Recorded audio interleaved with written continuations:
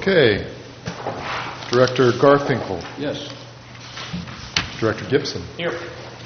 Vice Chair Zimmer. Here. Chairperson O'Hilson. Present. Okay, so with that, then we'll go to item number 4 on the agenda, which is board member comments. We'll start at my right. I have no comments at this time, right now. Nothing bad. Neither do I. Just to let you know, because the newspapers have been very slow to pick it up, we are doing a ribbon-cutting grand opening of the wastewater recycling facility on Friday, 11 o'clock, out at the plant. There should be something in the newspaper tomorrow, but they were singularly unresponsive to the press release that they received many days ago, and we're bugging them about that. So hope you can make it open to the public. At 11 o'clock out at... Okay. All right, thank you. And I have no comments at this point. So let's go to the consent agenda. We have the approval of the minutes from the March 16th meeting and approval of the budget update and invoice register through March 2016. Does anybody want to pull either of those two items? Nope. Okay. Yes? Nope. Okay. Do you have any report, or are we going to go to public comment? Public on this, and we'll move approval. Well, Just briefly, the invoice register is a first time for you to see this, so if you have any comments on the format, that's fine. It should be, we want to keep it very simple, so we've done that. okay. Good. Yeah, here. Okay.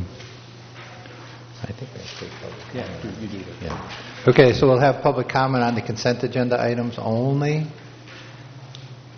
Okay, seeing none, we'll close public comment on the consent agenda items. We'll move their approval. Okay, we have a motion to approve. Is there a second? Okay, we have a motion and a second. Can we have a roll call, please? Yes, you can.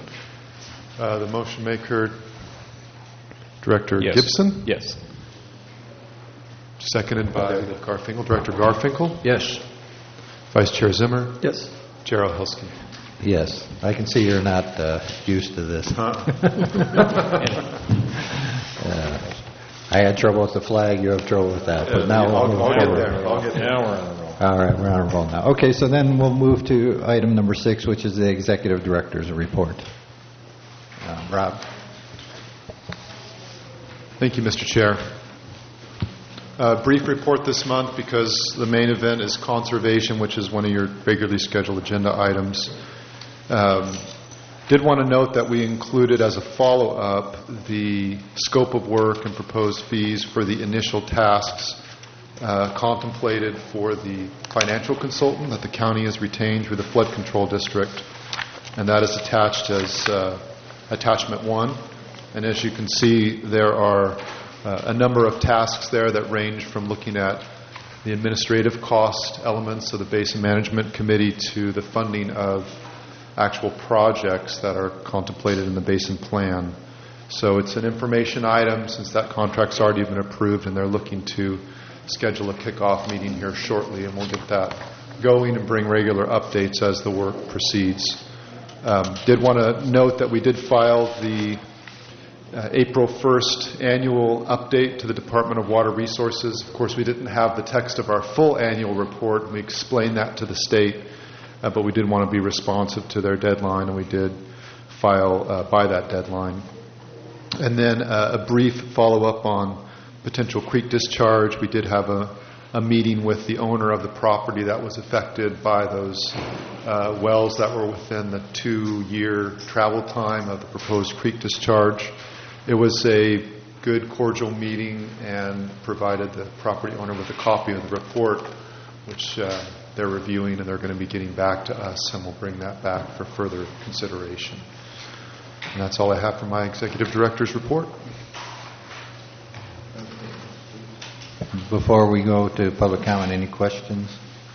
So I have a comment. The zone of benefit analysis, when we look at the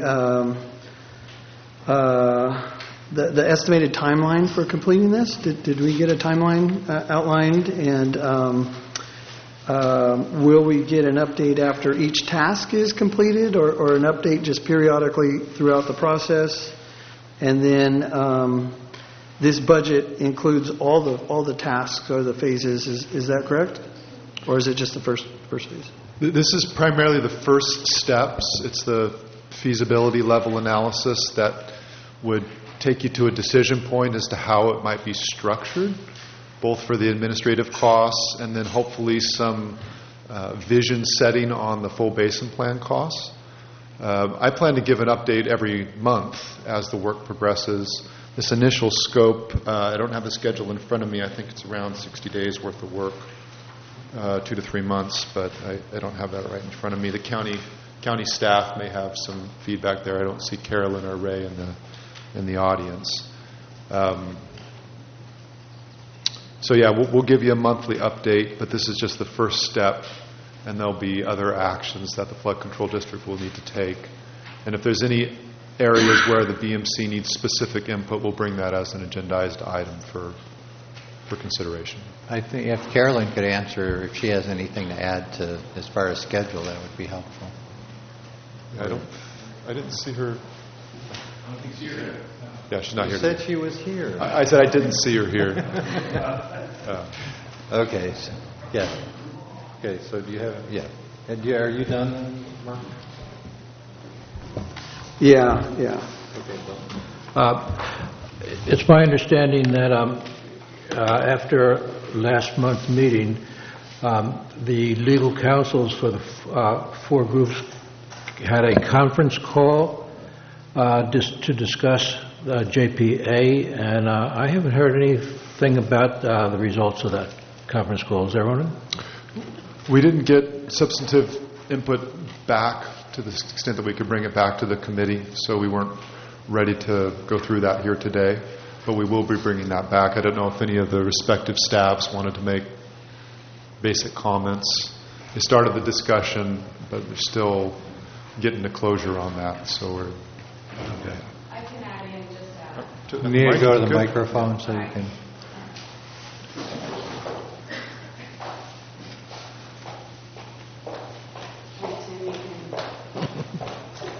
Speak up as well if you think I'm misstating anything. But I think that the idea was that we had started the conversation last month, I believe it was, and we were going to continue that conversation. But we didn't want to be duplicating any work that was already going to be done. So I think some of that analysis is going to be undertaken in the zone of benefit analysis, and we can kind of work forward. So we're not putting it off, and we won't get off track. It's just going to be more of an iterative process to figure out the right answers. Okay, great. That's fine, Do you have anything to yes. add? Thank you. Thank you. I did have one question. Did you have a question? Okay. On the WSC grant proposal and the scope that's in here? Right, that's actually on our agenda as a separate item on then 7A. I'll bring that up then. Any other questions? Okay, seeing none, we'll go to public comment then on the Executive Director's report. Okay, seeing none, we'll close public comment. So can we get a motion to receive and file then? Moved by Director Gibson, I'll second that. seconded by Director Garfinkel. Roll call. Director Gibson. Yes. Director Garfinkel. Yes. Vice Chair Zimmer. Yes. Chairperson Ohelski. Yes. Okay. We're moving along quick.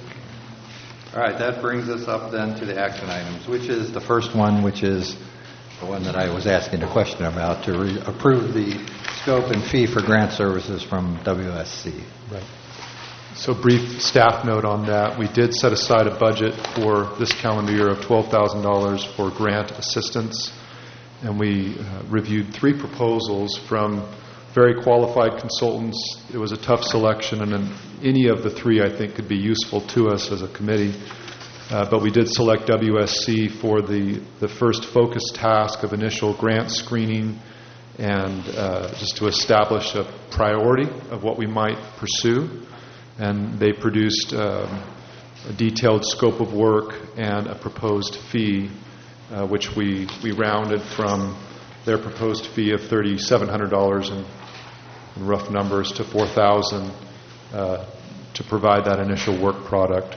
So staff's recommendation is that you authorize us to enter into a contract and take those first steps.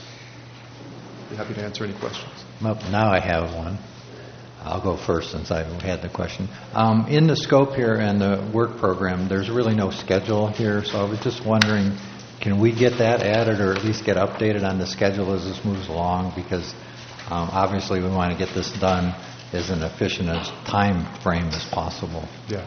So. These are all, for the amount of work effort, $3,000, that will go with very few person hours associated with that. So that's be very short term. Well, we would expect to bring back probably at your June meeting an update. If you could bring us just next meeting in May, just give us an update on the schedule, I would appreciate You got that. it. Any other questions? Okay, seeing none, then we'll go to public comment on this item, which is the signing of the contract and for the scope and the fee for grant services by WSC. Okay, seeing none, we'll bring it back. So then can we go ahead and have a motion to approve the proposed scope and fee for grant services to be provided by WSC in an amount not to exceed $4,000? I'll make that motion. I would just like to, with the understanding that we'd have a schedule come back to us next month. Understood. Okay. I'll second that motion. We have a motion and a second, so. Director Garfinkel, Yes. Vice Chair Zimmer, Yes. Director Gibson, Yes. Chairman O'Hilsky. Yes. So, moving right along, that will bring us up to the item that I think everybody's here for. That's really why we're here. Which is 7B, to consider draft water conservation program. And the recommendation from staff is that the committee review the draft matrix, provide input, and direct staff to bring the item back to our May meeting for action if possible. So, Rob, would you like to go ahead and give us the overview on this? I would, and thank you for your patience as this presentation will take some time. So I'll take a drink of water.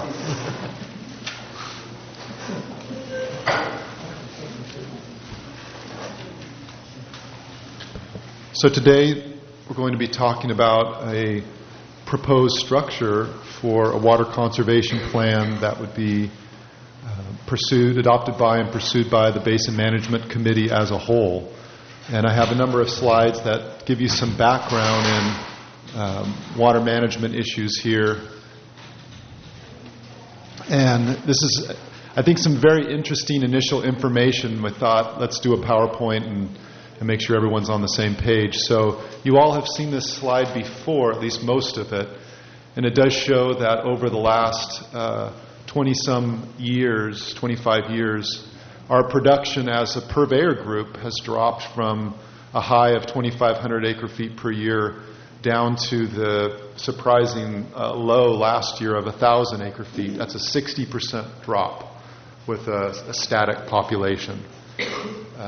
We did have an opportunity through Golden State and LOCSD to look at non-residential water demands, and if we subtract those out, without going through a lot of complicated adjustments for lost non-revenue water and so forth, you can pretty quickly see that within the purveyor zones that our total water use per capita in 2015 was in the range of 55 to 60 gallons per capita per day. That's total, including indoor and outdoor. The fraction that is represented by commercial on that is between 10 and 15%. So, pretty impressive. However, as you'll hear from later in the presentation, there is still more that can be done to enhance water conservation. I thought this was an interesting chart just because it was so uninteresting. Normally, when you look at a month-to-month plot, thank you for that, by the way, a month-to-month plot of water production, you see somewhat of a bell curve with a peak in the summer and a low in the winter. I don't know what to make of this chart, other than it's apparent that there is some outdoor use occurring, though it's really difficult to find that irrigation signature in the chart. So clearly, people have restricted their outdoor use, which is why we've gotten down below 60 gallons per capita per day. I would note that we had sort of a warm period at the beginning of the year in 2015, not dissimilar to some of the weather we had this year, where we had a hot January, and we did have some uptick in water production early in the year, and then it really came down towards the latter half of the year as people became perhaps more and more aware of the drought and dropped their production to where we were down in the 70 acre-foot per month range. So it'll be very interesting to see how the community responds in 2016, and we'll bring regular updates on that front. There are a number of existing programs that I think it's important if community members are listening, and I'm sure that this PowerPoint's already uploaded or can be uploaded to the website so people can be aware. Of course, the wastewater project has an existing indoor fixture retrofit program primarily focused on toilets, showers, and washing machines. And Golden State Water Company, and I think this is important for areas that are outside of the prohibition zone, Golden State has a fairly robust rebate program where you can get $125 for toilets. There's a washer program, even a smart irrigation controller and sprinkler nozzles. So there are existing rebates that would be available today for folks that are outside the prohibition zone and served by Golden State. That perhaps, it's always hard to get people aware of those things and acting upon them, but it's a significant program, and there's a link there. Statewide turf rebate program at SaveOurWaterRebates.com. I don't know, I'm sure some of you in the audience perhaps have availed yourself of that program. It's a very generous $2 per square foot turf rebate. I've personally benefited from it. It can be used even for lawns that have been not irrigated for a year or more, dead lawns. And they basically require you to plant a single tree at least and some drought-tolerant plant material along with mulch and other approved materials. But at $2 a square foot, it's a very attractive program. And I don't know if it's widely known. Even though we have advertised it, we still see lawns in the area with folks, I'm sure, who would be interested. Just a quick statistical update on the wastewater project program as to the number of fixtures that have been replaced, about 3,000 toilets. That number is important because it does show that there are probably quite a few toilets out there that are 1.6 gallons per flush, which was a post-92 toilet, and those were allowed to remain in place. Shower heads that were 2 gallons per minute or less can also remain in place. So thousands of fixtures have been replaced, and there are still probably a number of them that are getting to the older side of the spectrum, but still allowable under the program. 100 washing machines may be more of a modest result than what was hoped, and that'll be talked about a little later. And then it connected with county planning to determine their estimate of how development offset credits, how much they think they've saved, and they estimated about 28 acre-feet under Title 19. So goals for our meeting today. The big one, of course, is to review the draft conservation measures, which there's really nothing entirely new in those measures. It's things that we've been talking about, but staff has had a chance to think about rebate levels, to think about market penetration and put them into a format, as well as add some economics to them in terms of the cost per acre foot saved and the amount of water that could be saved. And I think you'll see that there's some interesting conclusions there. We want to work with the County of San Luis Obispo and the purveyors to confirm how we would fund some of these programs, both in the short term and in the longer term. And we'll have some discussion about that at the end. We have some concepts and some direction on that, but perhaps not a final conclusion on it. And then we'd like to get direction even today to initiate public information to let folks know that this is being talked about and considered, because we obviously have some short-term opportunities here that we want to take advantage of. I would like to walk through each of the different programs. They're basically labeled by the type of program, PR meaning public relations, for want of a better term. So the first program is an outreach for Cash for Grass. There's that existing program, very generous, and would cover a lot of the cost associated with replacing grass. It did in my case. And one opportunity there would be to actually canvass the community. The aerial imagery here is a little bit outdated, 2013 on Google Earth, and so maybe even a brief front yard survey. I don't think it would take long. Some door hangers to let folks know, hey, you can get $2 per square foot for this green lawn sitting in your front yard, not to mention your backyard. So to try to get a little more public awareness of this existing program while it's still up and operating, I think would be a good thing. Public relations, item number 2, clean and close. This is a term of art that would speak to sanitizing your septic tank and closing it up, even temporarily, while you are deciding how you may want to repurpose it, as opposed to demolishing it. So we all know that lateral connections have actually begun and now are ongoing over the next year. And we are still hearing that many contractors, primarily we think due to lack of familiarity, perhaps risk, they're still recommending that tanks be demolished. And we're trying to change that message. The county's been trying to change that message, but it still persists.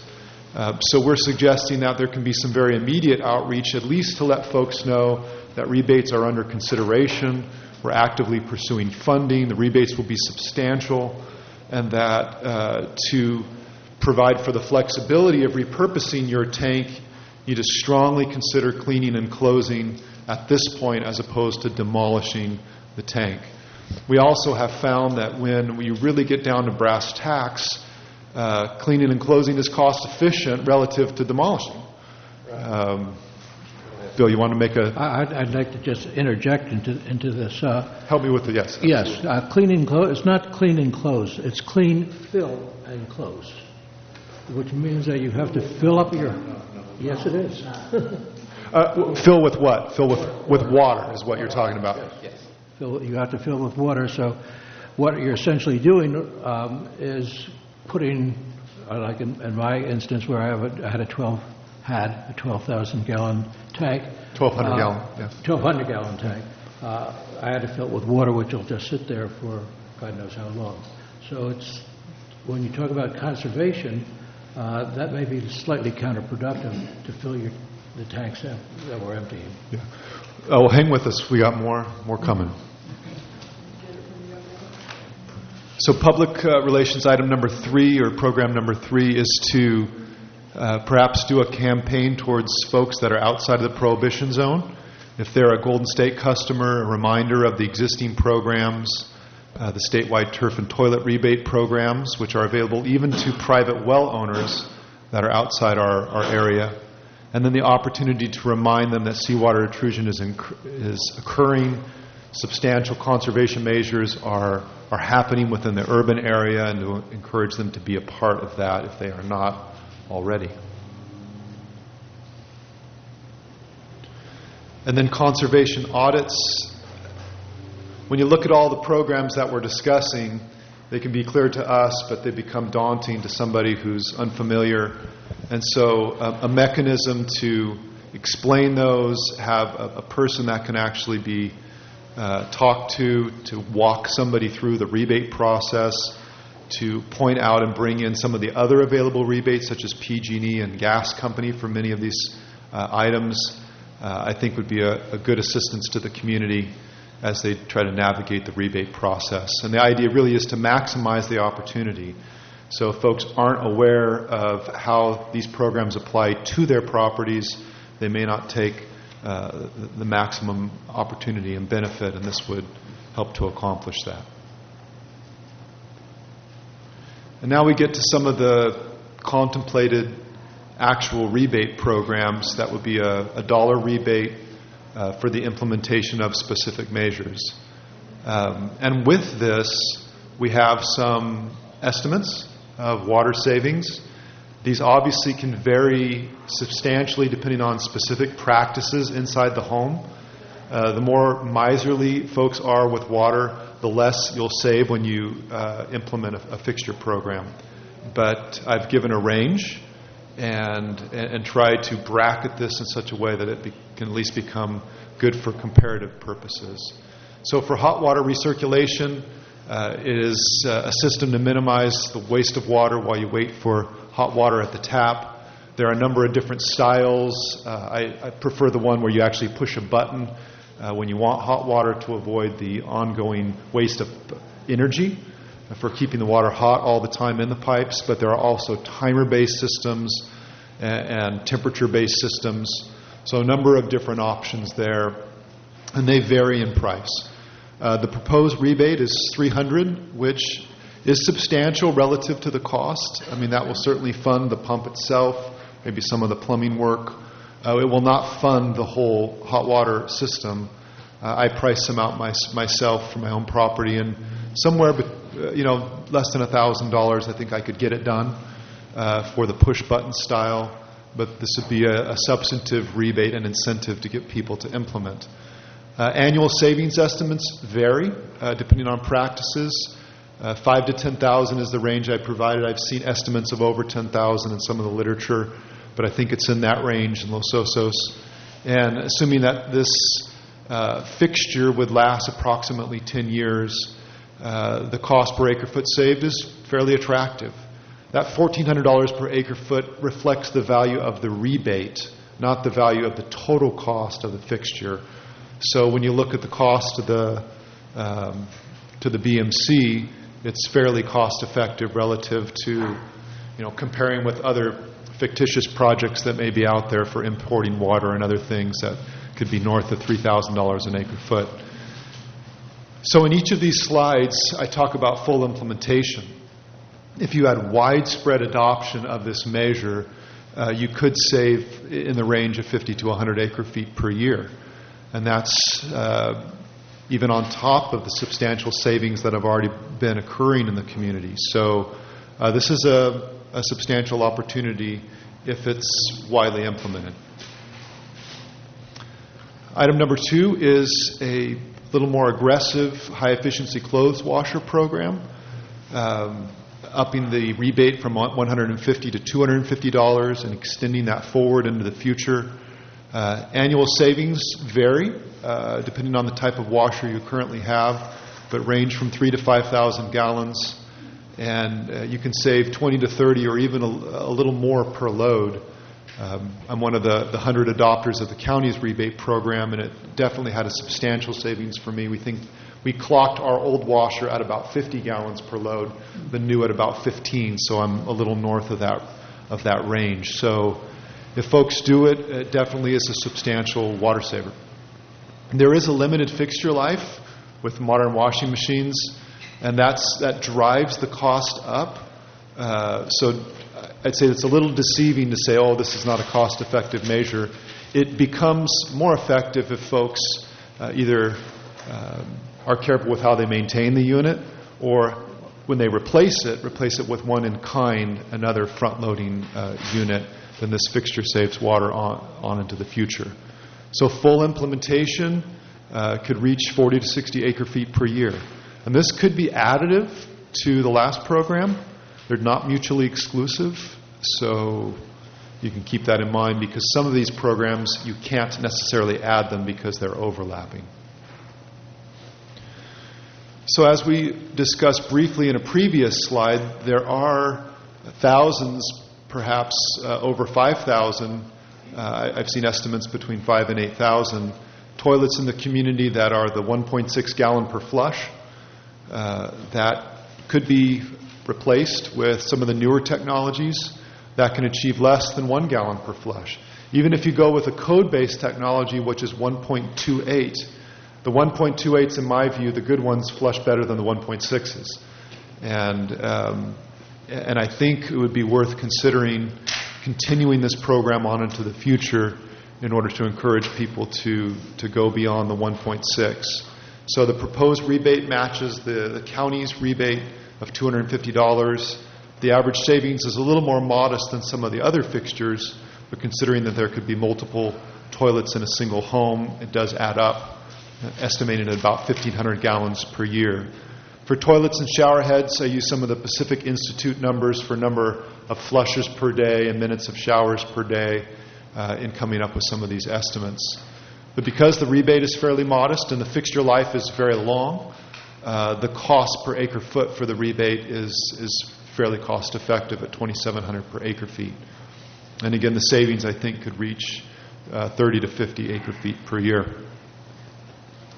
Similar approach with shower heads. The county's current program allows a 2 gallon per minute head to remain, whereas there are many good commercially acceptable shower heads that get down to 1.5. Obviously, there is a lot of subjective evaluation in the acceptable performance category. That's my personal opinion. An exact count is difficult, but we think it's thousands, perhaps it's over 5,000. A very small rebate on this to cover a shower head, and with a substantial potential savings. At an average shower length of 8 minutes per shower, you can get to 1,500 gallons quickly. It's the most inexpensive program at only $900 per acre foot, just because of the cost of the fixture, and savings could reach the range that you see there, 30 to 50 acre feet per year. Sir? Before you go on to outdoor, I have a question, because this has not come up before, but dishwashers. Energy efficient dishwashers basically use 3 gallons per load. And the older ones use 20 to 30. But a person hand washing their dishes uses close to 60 gallons. Is that something that we want to look at in the future as far as the indoor program? Rebates for either energy efficient dishwashers or just educating people, like don't pre-rinse your dishes before you put them in the dishwasher. I think that's smart. We really haven't talked about dishwashers much in the community, so I think that would be good. Yeah, I think that would be good to add to the list and consider.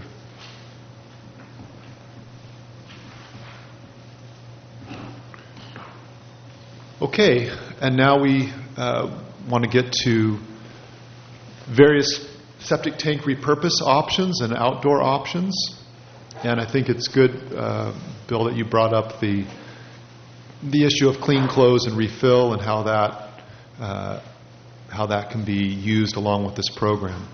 So the program we're considering is a $500 rebate, a substantial rebate for repurposing your septic tank for roof water irrigation. As far as how that would be done and what percentage of the total project cost that $500 would cover, it would depend on how the irrigation was actually accomplished.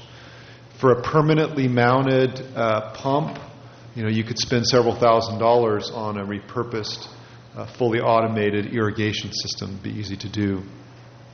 In many cases, a simple access riser to the final chamber in the tank, together with some sort of a mobile pump arrangement where you drop in the pump, have a quick connect with a hose, and a dedicated drip system that would only be connected to that pump, to the landscape material that you're irrigating. That could be a more cost-effective approach and may make this rebate more attractive. That's an approach I'd be looking to take personally. So the annual savings is something to be discussed and considered. Obviously, it depends on the number of irrigation events that you could enjoy with your tank.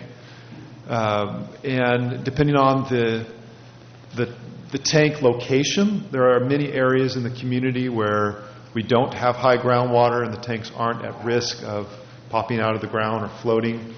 And in those areas, perhaps they don't have to be completely refilled. That's something that would have to be evaluated. But we do know that with rainfall patterns here are typically on a start and stop basis. We certainly saw that this year, where we had some hot or warm weather followed by moderate rainfall and then hot weather again. And we'd estimate that you might be able to get between 3 and 4 irrigation events in an average year, which would save 3,000 to 4,000 gallons for a 1,000-gallon tank.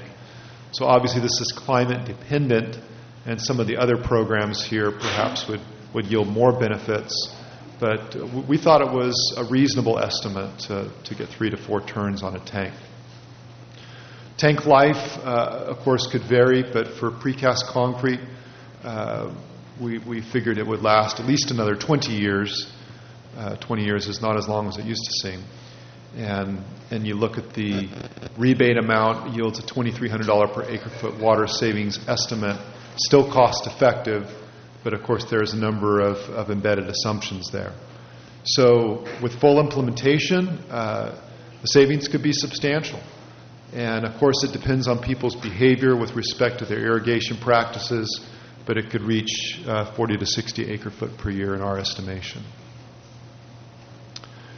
So when you combine septic tank repurposing with outdoor item 2, you begin to realize a potential stronger benefit for these tanks. And that is if they're repurposed not only to capture roof water, but also during the dry season for hauled recycled water. Now there are areas in the community, particularly within the district's water service area, that are currently under some stringent prohibitions, including a limitation on the amount of water per person that's allowed at 50 gallons per capita. And as seawater intrusion occurs or continues, as climate rises and falls and we have drought cycles, we certainly could see further restrictions on outdoor watering California-wide and particularly here in Los Osos. So as people are responding to that, we see what's happened in other communities like the city of San Luis Obispo and Cambria, where folks, because of lifestyle choices, they may be prohibited for using potable water outdoors, but they will go to significant lengths to have water available for some level of outdoor use.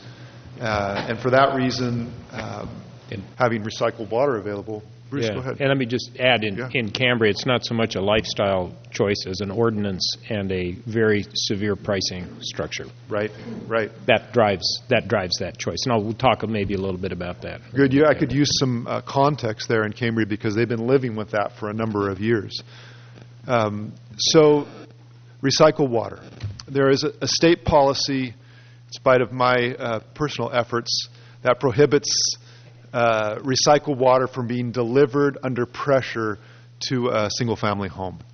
There are areas in California where associations and other community groups manage front yard landscaping in a single-family context where this is done and has been done successfully. But the state's current policy is that they don't want to see the individual homeowner managing a pressurized recycled water connection because of a fear of cross-contamination. They've actually had instances of cross-contamination. And so, but they do allow this idea of having recycled water filling stations that are in the community that are manned during those hours where filling is allowed, where you can come up, sign a form and provide ID showing where your property is, fill up your tank, and then take it to your house for use. So you could provide a source of outdoor water even if potable water is prohibited. And so now all summer long you could see a use for the septic tanks to store this water for an irrigation event. Perhaps you can even have a paid service to have some water delivered to the property at cost to fill up the tank and use it for outdoor use. Of course, this would not be cost effective compared to just purchasing water from a purveyor. But for folks who are either restricted under a prohibition or under some sort of a per capita allowance, this would be an opportunity to have real outdoor irrigation supply throughout the summer without having to let your plant material die. So this could, in times when we really need to crank back the use of potable water, could reduce outdoor water use to a very minor amount. And so we're estimating it could save 70 to 90 acre-foot per year, maybe even a little bit more when you look at last year. So an interesting program, to say the least. The savings, of course, depends on the quantity that you would actually haul, but we would estimate that This program, the value of the rebate's about $1,400 per acre foot, and would leverage the county's willingness to provide a filling station at 10th Street, and we'll talk a little bit about that under another item here. We wouldn't want to leave out gray water systems because they are more and more prevalent in California, and this rebate would be available for gray water adopters who would be ostensibly eliminating outdoor use of potable water through gray water. And so if that's widely used, we see this as roughly equivalent to the recycled water haulers, where they'd be using that water right on property as opposed to having it run through the treatment plant and then brought back. But the same 70 to 90 acre foot per year and same cost economy. Obviously, if you have a gray water system, you're subject to a host of permit constraints. You know, that gray water has to be applied below a layer of mulch or soil, and you're subject to a number of permit requirements. A recycled water fill station, in discussions with the county, they have indicated a willingness to set up a fill station, probably at the 10th Street location, kind of a central location. It does need to be staffed to satisfy the state. That could be volunteer staff, some of the community groups. There could be certain holidays. There could be local programs that rise up to actually haul the water to individual properties. I did want to, again, emphasize that this is speaking as an engineer for one of the purveyors. What we don't want to see is pressurized systems that would compete with hard-plumbed irrigation systems that are connected to the purveyors, because even if we were to have a backflow device to monitor, report, and have the annual inspection of those devices, just becomes unwieldy. And so we really think it's important that folks realize you need to run a dedicated drip system for this recycled water to your plant material. I think this would be economically attractive for users, particularly during those periods where outdoor irrigation is limited or prohibited. Laundry to landscape. This takes advantage of the code provision that gives some exemption, some permit exemption for gravity discharge of laundry water to landscape areas. It can actually be done fairly simply. So we're proposing a rebate of about $50 to encourage people just to think about how easy it could be to reroute your laundry water via gravity to a landscape area. It does need to be under mulch, but 2-inch of mulch is an easy thing for a do-it-yourself person to implement. You don't need a pump. They also are specific in the code that you can't wash diapers and utilize this particular program. And savings could be substantial. At first I thought, well, this is not substantial, but when you look at the amount of washing that's done in town, it could reach a dozen acre foot per year. So, and the rebate's fairly cost effective at $2,600 per acre foot because it's a small rebate. It's really to let folks know that this is available and something they should seriously consider. What are our next steps? Well, we've already taken some of those, and I would invite Director Gibson to talk a little bit about his Cambria knowledge. But, for instance, dishwashers are something that could be considered, at least for the public information. I think that's a very good edit to this program. And then working with the purveyors in the county on short and long-term funding. The county's interested in looking at, as you can see in the staff note, looking at funding that might be sort of a bridge funding to kickstart the program, as long as the purveyors would be willing to step up and take a lead role in this, where it's acknowledged that the county has certainly probably reached their 50 gallons per capita, but in order to extend this beyond and into a program that would really be focused on maximizing conservation, maximizing our ability to save the basin under current limited supplies. I think if the purveyors take a lead, there could be a successful discussion on short-term funding. We would be looking at including this program in the long-term funding, similar to what was done with recycled water, where we'd be looking to repay the county. This would be a program that would be considered for our funding measure, which would be considered hopefully next May 2017. So under our existing conservation budget, you could certainly direct staff to implement some of the information programs, the PR programs, to preserve the flexibility of septic tank repurposing.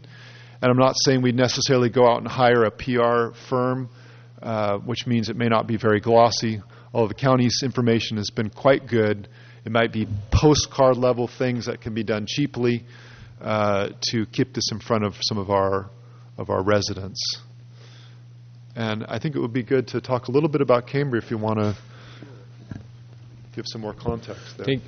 Thank you, Rob. I won't have a lot of details. I don't have the facts and figures in front of me, but I really appreciate the level of work you've done in the 2.5 weeks since we sat down and met. Rob came in and met with some county staff and I about how we move this forward, and out of that came this idea. I think we have opportunities at the county for short-term funding that would be eventually paid back by some source of revenue that would be part of the overall effort to balance the basin, and we can talk about that in a minute. First and foremost to me is I hope we can get the purveyors excited about this. I think now is the time for the purveyors to transition into the lead role in terms of driving conservation. We've had a tremendous success with the water conservation program that's attached to the wastewater project within the limited scope where we are. Our preliminary numbers suggest that we are distinctly under 50 gallons per capita per day based on efforts. And so as we branch out and drive toward outdoor conservation and increased conservation, I think that the purveyors are absolutely the right and the important leaders of this, and I look forward to being there to support you.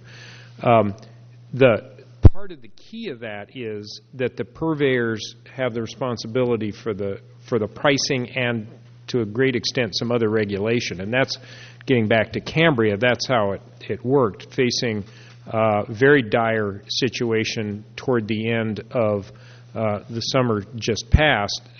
Cambria Community Services District ratcheted up to what they call a Tier 3 rate and instituted an ordinance that said you shall not use potable water outside.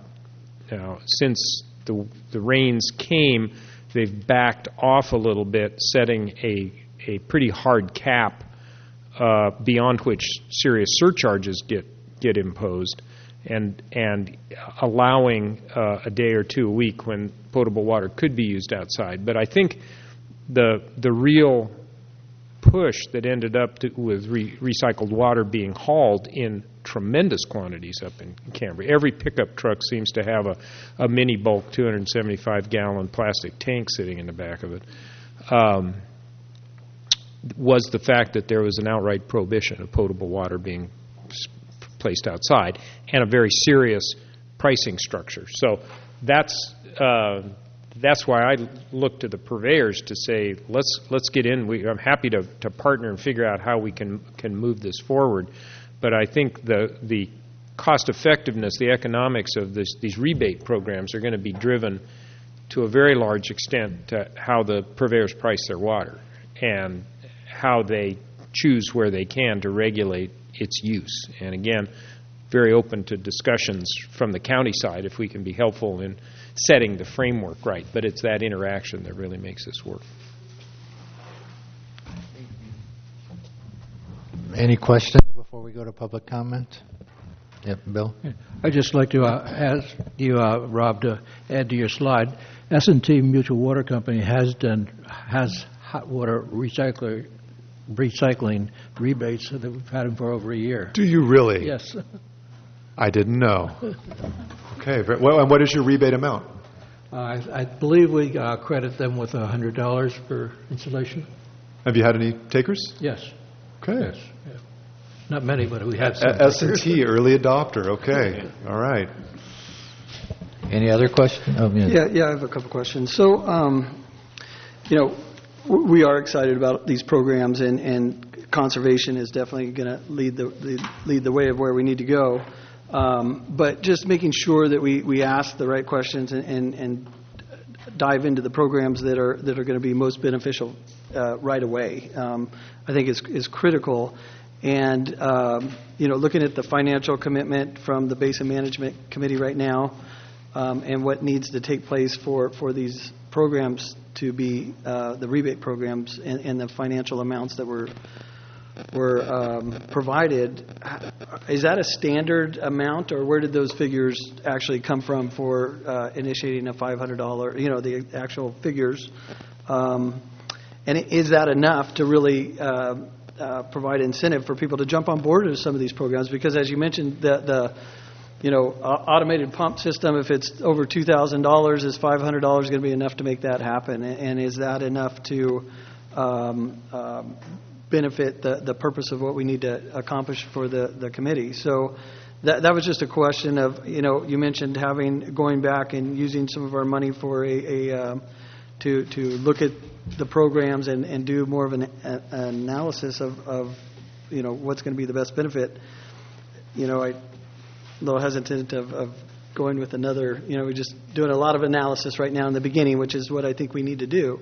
But, I think it'll pay off. But some of the things, I don't think we can wait for the analysis either. The clean fill and cap, I think that, if these are being decommissioned today as we speak, we need to kind of make a decision on that pretty quick, and don't have time for that analysis. Some of the other ones, I think we do.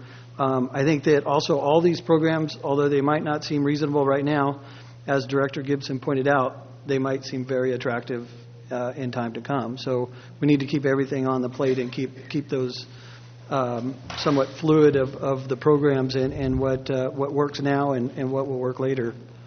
But I think conservation is definitely very important. We need to stay focused in on that, and that needs to be our first priority right now. Yeah, good. I think it's interesting that there's many rebate programs around statewide, and you just kind of scroll through the different programs and get some sense for what folks are doing. You never really know whether you're going to be successful until you get it on the street. I mean, I would have thought the county washer rebate, at first I thought, that's, we'll have 500 adopters on that within the first year. I was one who was really happy to get the rebate, and lo and behold, it wasn't enough. And yet toilets, people were just all over that. So if you get enough public awareness and neighbor-to-neighbor discussion in a community of this size, I think that may be enough to have this become substantial. You're not going to get everybody, but I felt like $500 was, a number that has been banted around out there. I felt like it was enough to cover sort of a manually operated irrigation system. When you look at the cost of a little submersible pump at $200 to $300 and the quick connections and so forth and the riser, you'd cover pretty much all your materials to do a basic repurposing, and that seemed to be sort of the right threshold. All materials covered, customer funds some labor, and maybe we can get this done. But these, I think, are important to reevaluate over time to see if they're working. Oh, yeah. That'd be great. Thank you. It's all too hard to multitask as you're listening to two sources there. So there's certainly some judgment applied. Some of the rebates really come from looking at the county and the statewide programs, the $250 for the toilets, $300 for the hot water recirc.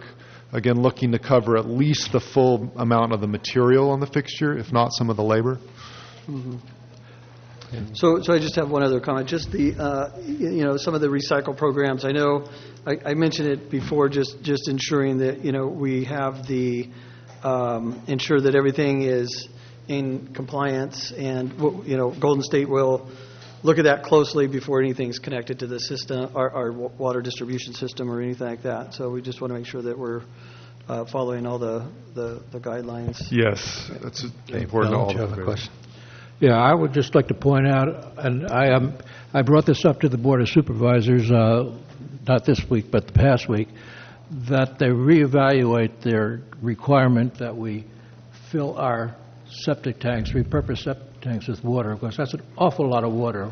If we get people to go along with the repurposing of their tanks, that water just sits there in the septic tank, and there's various ways of using that.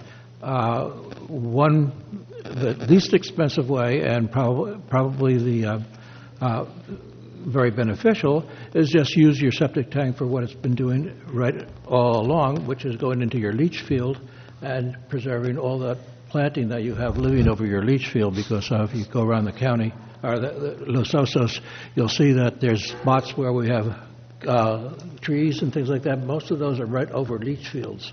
So if our leach fields dry up, people are going to lose a lot of their landscaping. So based on that, it makes just a lot of sense to use your septic tank just to load your leach field.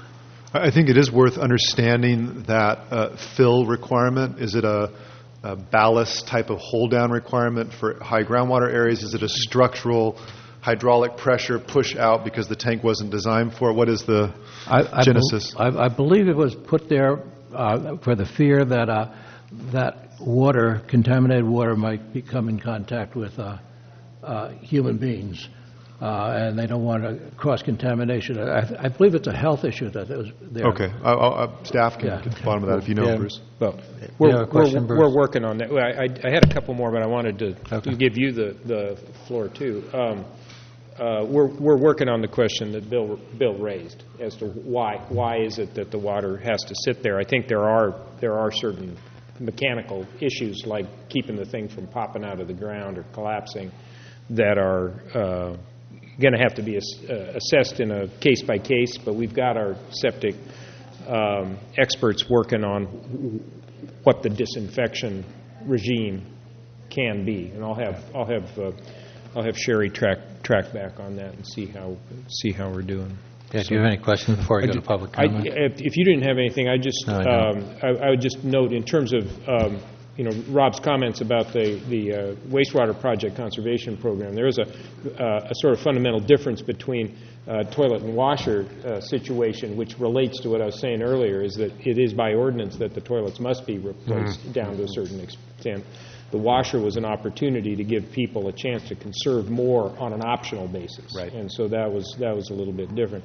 And the other thing, which is sort of more like a comment, it might be important as we talk about this to the community. We're talking about the cost of saving an acre foot per rebate issued, but we should also probably calculate what the net cost to the homeowner is for a project, net of the rebate, and how much are they saving in terms of gallons saved that might reduce their water bill. Great. Until the economic side of those gallons saved. Right. To the ratepayer. Right. Before we explain that if they all save that much, then rates have to be adjusted. Exactly, because that's going to that's that supply and demand, curve issue that is going to decide whether this is actually going to work. Right. Good. Those are excellent feedback. Any other questions? Okay, seeing none, then we'll go to public comment.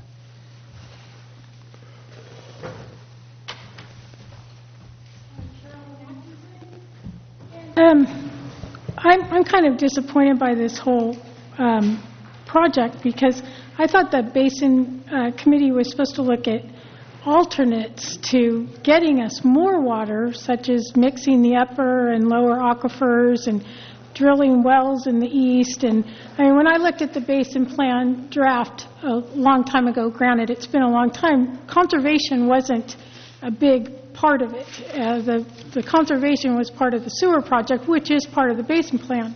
So this is a real disappointment to me.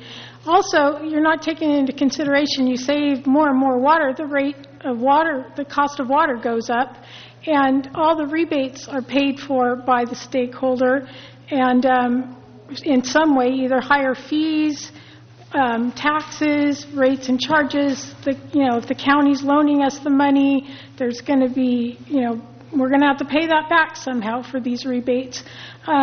So there's no savings to us. The rates, the purveyors are going to charge more the less we use. That's proven. We're doing it now. And the other thing, there's unintended consequences when you talk about the water heaters.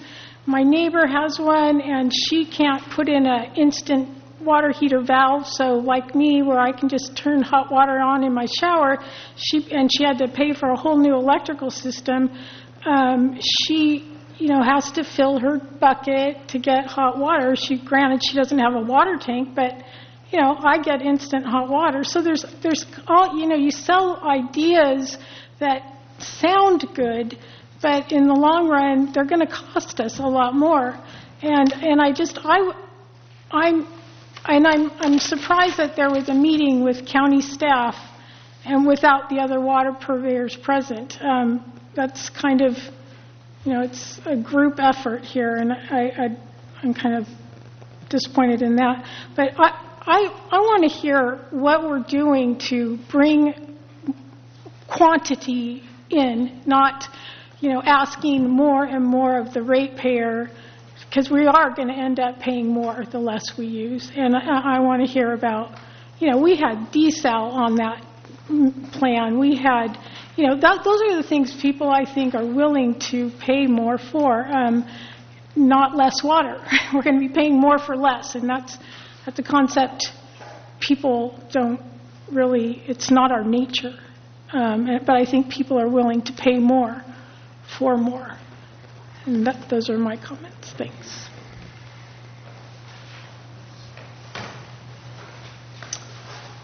Lou Tornatsky, Los Osos. I was pleased to see 25 people come on a beautiful sunny day to hear about this. And we all think all the solutions that you put on the board and walked us through, most of them are really great. The problem is we have a community, and communities differ. There are always people that are always at the cutting edge of the normal curve. Stuff that they're interested in, they're going to find it and buy it and do it. That's not the way everybody works.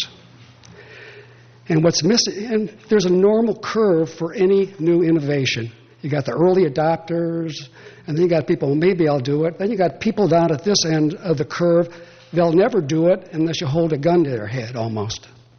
I think we're ignoring that part of this.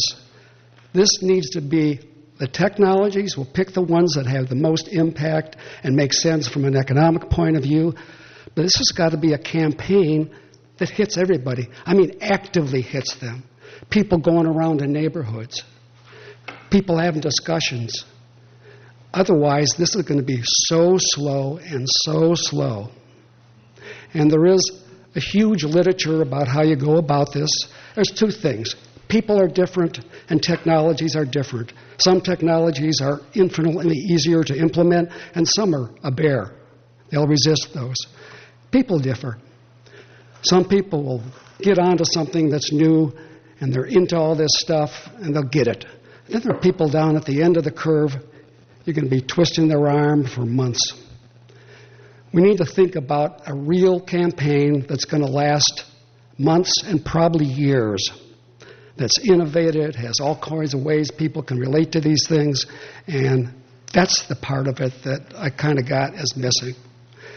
We all love that stuff. That's why we're here. The missing piece is the people.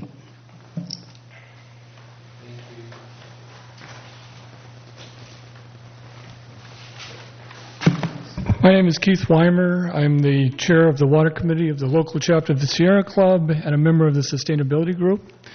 And, Mr. Chair, I'd like to request a little extra time. I think everybody knows that this is my one of my interests is conservation. Okay, thank you. Okay, all right. Yeah, and I will cover some of the points. I want to thank the committee for making conservation a priority program in the Basin Plan, and it's obviously a priority program for you, and for realizing that outdoor conservation, in particular repurposing rainwater septic tanks for rainwater catchment and recycled water use, provides an opportunity to help save the basin that we can't afford to waste and that we have to act on quickly. With the monster El Nino delivering what we used to call average rainfall, it's clear that Mother Nature is not going to come to our rescue. My focus today is how to turn this basic plan into an action plan that can be implemented immediately to capture the considerable benefits of outdoor conservation, especially repurposing. We have to take advantage of the connection phase of the Los Osos wastewater project. It's the time when measures will be most cost effective and when homeowners in the basin plan will benefit the most. We ask you to set your sights on implementing an effective plan by next month. Here are some ways to do that. We ask that you not have lengthy discussion on who pays if a basin-wide assessment doesn't pass. The discussion should focus on how to implement the best possible conservation program so a 218 will pass. There is no better way to get people behind your efforts than to let them be part of the process. They will be more likely to support a 218 and fund administration and other programs with a very strong, very visible conservation program. It's a great PR opportunity. The county has $2.4 million budgeted for conservation and is committed to spending $1.2 million after that. And Coastal Commission staff supports some of the money going to outdoor conservation measures, including repurposing. Basin Management Committee members, especially Supervisor Gibson, we look to you for leadership to make this happen now. To expedite the program, we recommend that the county administers the program initially as proposed in the Basin Plan. This means handling the rebates and doing much of the outreach. The county has the structure and the people in place to do this, since it is now implementing the Los Osos wastewater conservation program. There is more to do with that program, and we emphasize that they are also in a good position to do at least the initial part of the repurposing outreach and so forth. Of course, all parties would work together on a compressed timetable to put together a plan that distributes the workload and responsibility. This plan mentions outreach, but I want to stress that a very strong outreach program is needed immediately. Only 27% of homeowners at this point are keeping their tanks intact. This number should be 70%. Many people don't know that keeping their tanks intact, the clean and close option is the least expensive, and it allows them to repurpose to reuse systems later. By the way, if they repurpose, then that water that Director Garfinkel was talking about would be used beneficially. We recommend personal contact of homeowners. I think somebody mentioned that. I think that was Lou. To ensure they have accurate information as soon as possible. Toward this end, we recommend that the water surveys, and I think you call them audits, as are described in the county implementation plan, are conducted to provide homeowner information on conservation and repurposing options and the best measures for them to install. That's a great opportunity to educate people and to get them involved and to make them feel like they're part of this cutting-edge stuff that we're doing here. Also essential for program effectiveness are time-specific implementation targets for each measure with milestones that backup actions that ramp up efforts if milestones are not reached. This means increasing rebates if the initial rebates don't work. We need a backup plan if it's not working. It's the same with the Basin Plan, by the way. We recommend a target for repurposing to simple rainwater recycled water use systems of over 50% of homes by next April, with 3-month milestones in place to ensure the target is reached. There are a few problems with the rebate amounts. I think people have mentioned these, but it costs about $600 to $700. We're finding out to repurpose to a simple rainwater reuse system. And, of course, to do the recirculators is $500 or more, and washers we know are $700 or so more. So the $200 to $300 rebates for washers and recirculators they haven't worked for the county program. They're not likely to work for this program. Okay. Again, we would be willing to work in an ad hoc committee with the goal of producing a plan for implementation by next month. We encourage the committee to take the bold, decisive, and immediate action the Basin Plan says is needed to reverse seawater intrusion and seize this opportunity to help save the basin. Thank you.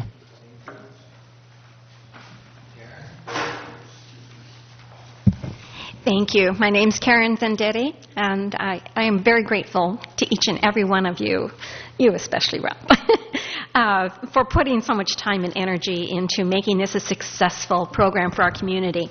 A couple of thoughts I wanted to share. First of all, Bill, I'm in phase 3, so I wasn't thinking about the wasted water that goes into that tank. That's a really good question. I'm on high ground with nothing but sand around me, so I don't think I need that. But I'd sure like a clarification from the county after they consider that. Thank you, Bruce. Rob, I really appreciated your next steps, especially the one I'm going to tag on to what Keith just said, what Lou just said. I think information is really, really, really the key, not just providing it, but getting it out there. And we do have a lot of folks here in this community who are happy to help if you want that help. And what Lou said in particular is so true. There's that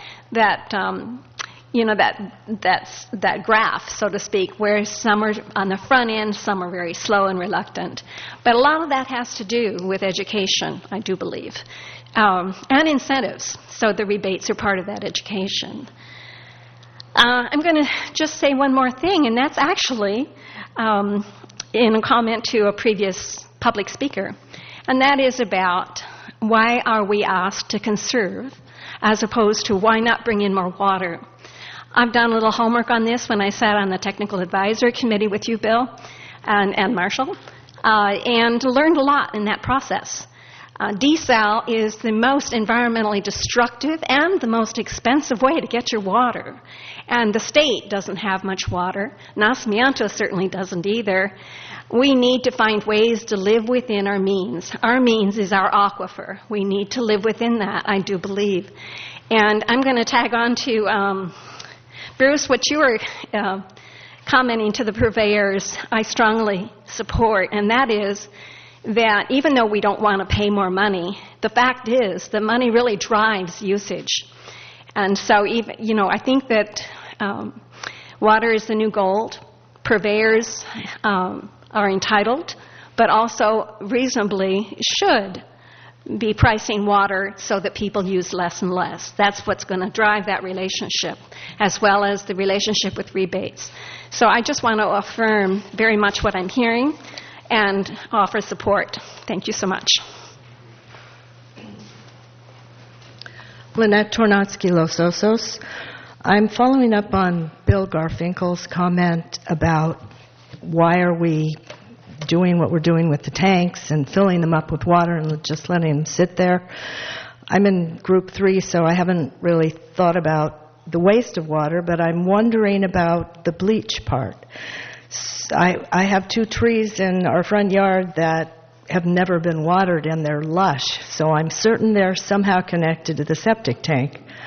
And I'd like to know, what is that bleach going to do to those trees? They're already going to be stressed once the septic tanks are taken offline.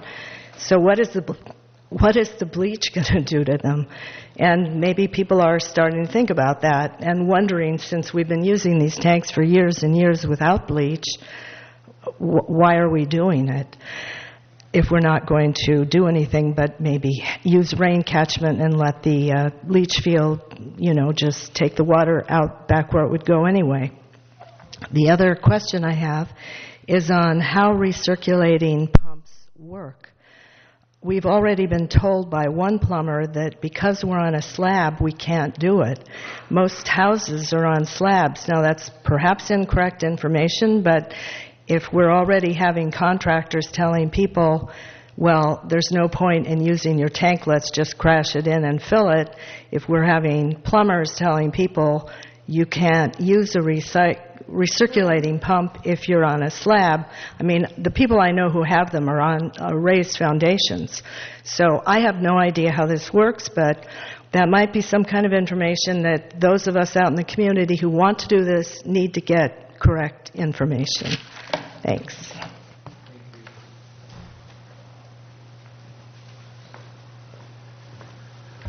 Good afternoon. I'm Chuck Cecinia, resident of Los Osos. Correct information is certainly the key to all of this. With the number of contractors that are here, the stories are pretty crazy. can't use a hot water recirculator with a slab. You've already got the plumbing installed. You need a couple connections and switches.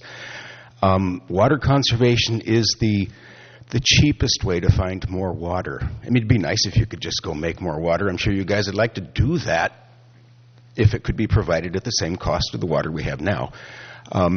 Conservation is the key. The septic repurposing program is the one that we can jump on now. And so I don't think that any part of that should be transferred to this committee. I think the county should hang on to that particular rebate program in its entirety. Regarding cooperation, the CSD is meeting Monday night to talk about the next level of rate increases because rainfall this year didn't really materialize like it was hoped for. So we're looking at moving up to the next level of rate increases. We're going to be doing our part to try and help solve this problem.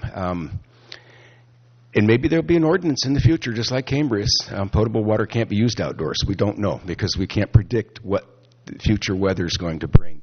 But we do need to save every bit of water we can. Moving wells, that's all part of what goes on. But conservation is going to be the fastest way to help anything. So rebate programs, the repurposing especially. And that water can be reused. Soda ash, you'll neutralize the chlorine for the bleach. Or there's other things you can use too. That water won't be wasted that you use to sanitize your tank. All these problems can be overcome, but good information is the key, and that outreach program is vital. Door hangers, whatever you need to do, let's do it. Thank you.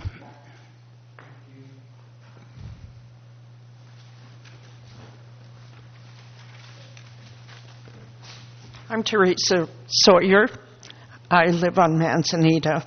I'm in Phase 1, and I've probably gotten about 12 bids to get my septic tank taken care of and hook up to the sewer line. It ranges anywhere from $1,250 to $10,000, and each person has been given a written outline of exactly what it is I need to have done. I've measured it. I've had different information for them to make their job easy, and that's what I'm faced with. Some of the contractors are telling people that they will only do the job if they fill the tank after it's pumped with sand or with slurry. And they said if I don't choose that, they won't do the job. Some of the people have now been notified that they did qualify for the funding to cover the cost of them hooking up.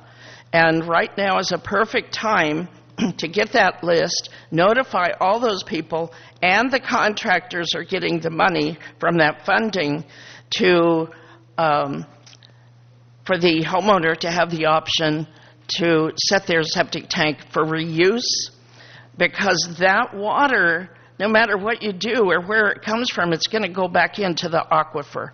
And we need to take advantage of every single thing we can to get water back into the ground. So if they get the funding to pay for it, we should be able to offer to them that program no matter what their contractor is telling them, because it is an option and it's a good option to go with. I talked to the county today, and I also discovered that if we do a reuse program, the county is paying they're covering the cost of the permit for the reuse. So the individual doesn't have to pay. And I don't know what the difference is because I didn't get to follow up on it, but it's either a $35 permit fee or a $65 permit fee, and I don't know what the difference is. I didn't get an answer on that yet. But if I could get, I don't need the financial information, no detailed information, but if I could get a list of the people that have qualified for the funding to cover their cost to hook up, we can get information out to them, and we can suggest to them that it costs less for the septic tank to be set up for reuse than it does to fill it full of slurry or sand. It's very expensive for that. And when we fill the tanks with water, okay, let me finish this. we have to use water from the tap to fill that tank right now because there's no program set up for us this early in the game. So why can't we hold off on that part and get it from the sewer plant after they've run it through the system and cleaned it? Why can't we have them deliver it to us? They don't have any place to send all that water anyway. So let us have it for a reuse program. Okay.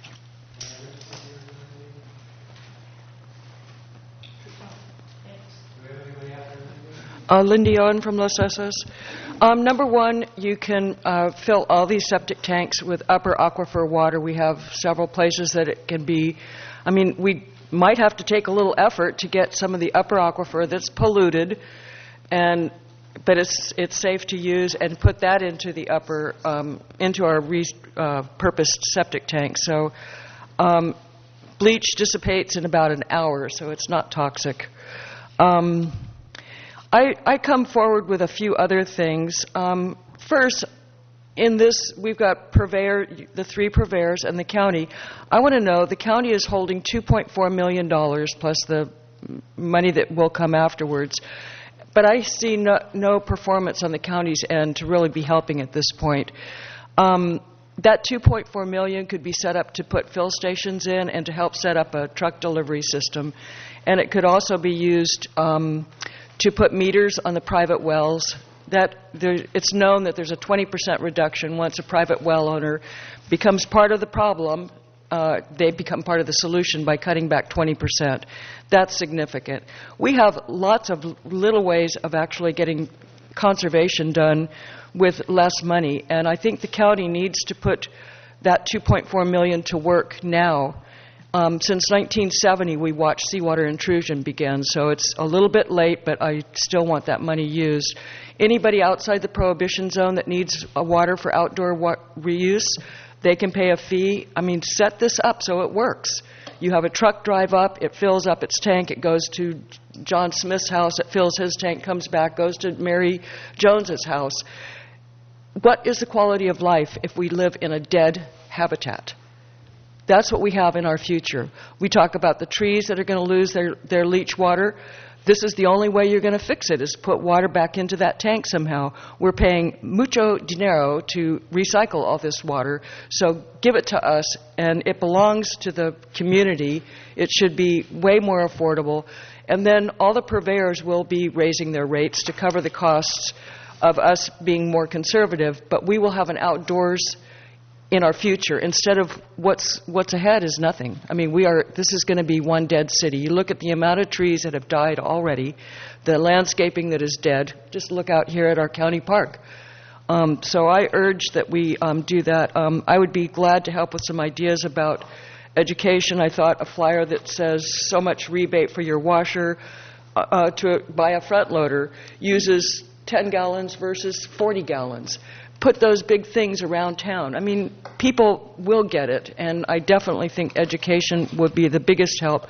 I think the city of San Luis has an excellent program, and if we could borrow from them, I don't think we need to reinvent the wheel. CSD wasted $30 million on some sad posters. Thank you.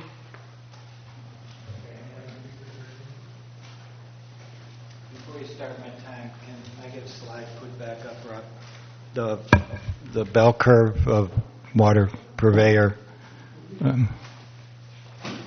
That one. If you're going to go public with this at some point, that needs to be accurate. The last column. Look at the last 3-4 columns. They're at or above the 1,500. So where's do you get what I'm saying? Okay. I mean, that end of that graph should have spiked down dramatically. The county's water conservation program needs to be part of this discussion about what rebates you're going to do and the outreach with the community, ongoing education, because that program was developed by the county through a consultant, and it's a 10-year water conservation program. It's not just for the life of the wastewater project and getting to the point of hooking up. There's $5 million. Over, I think it's 1.2, 1.3 of that is ongoing education, outreach, monitoring, all of those things. You got to find out what's going to happen with that money down the road. There's also, the consultant said that there would be 2,000 washing machines replaced in this community at that rebate amount. The consultant hired by the county. Ron Munns, who you're just talking about hiring, told the county early on in the process, there's no chance of doing 2,000. They weren't running that rate in San Luis. And San Luis is way bigger than we are.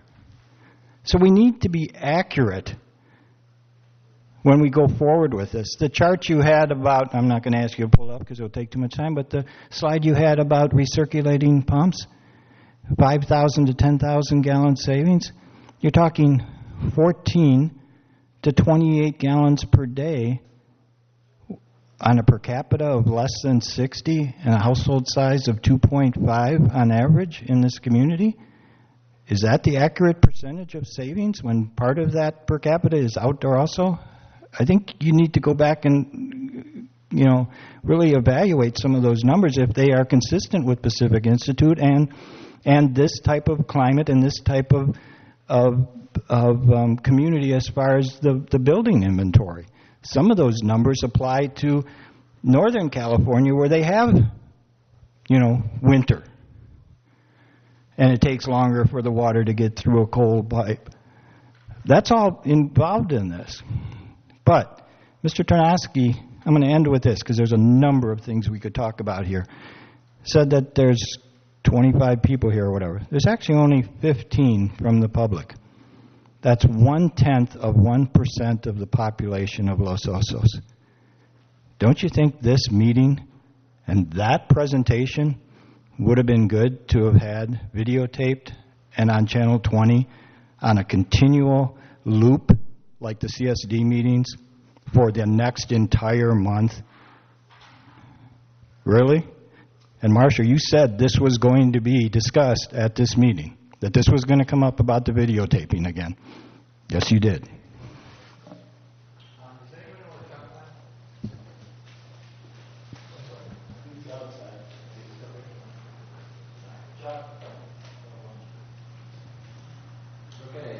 Excuse me.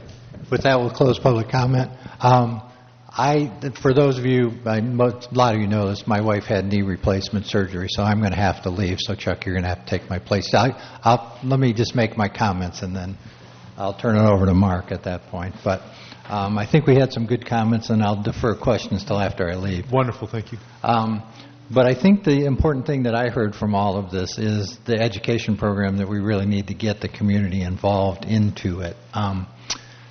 The outreach program and things like that are really critical.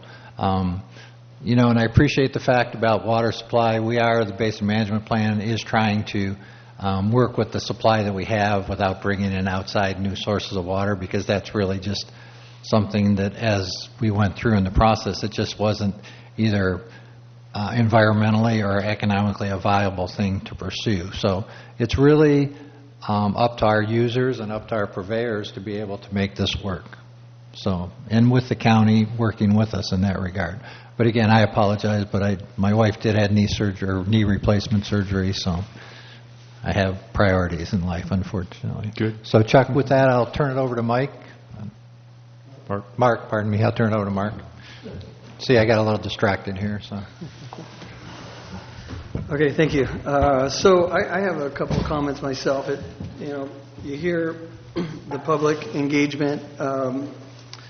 Is there a way to bring the public and get this outreach hitting the street? Is there a way to bring in some volunteers or create a committee or something? Would that be able to?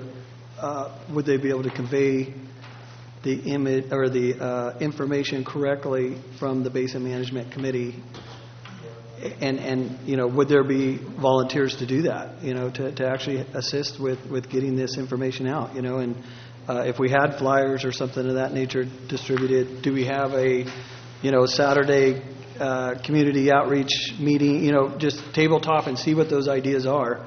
And because I think there are, almost everybody here mentioned that aspect. So I think that is important to really look at the people and look at the diversity of people. That some of these options that we're mentioning work for some people and they're not going to work for others. But trying to find neutral ground where we get as many people engaged as possible, I think is something we should consider doing and something we need to do right away.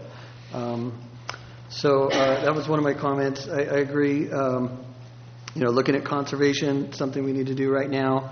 Other opportunities will come down the road.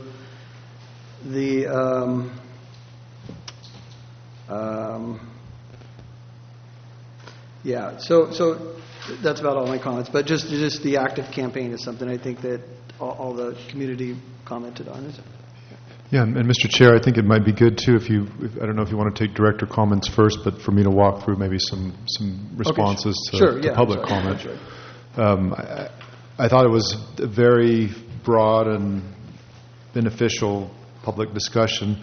Did want to deal a little bit with the issue of supply versus demand, because I think while it was only one speaker, many people reflect that question because it is the purveyor's obligation to bring in sufficient supplies to provide for our water needs. And so because today's meeting was focused on conservation, didn't want to minimize the concept that the Basin Plan is a document which includes physical infrastructure programs, that those also are being pursued and should be pursued. And the item where we talked about the county's financial consultant, they're looking at the implementation and the funding of those programs for the program C wells, the completion of those easterly shifts. Both the LOCSD and Golden State are working on supply projects right now.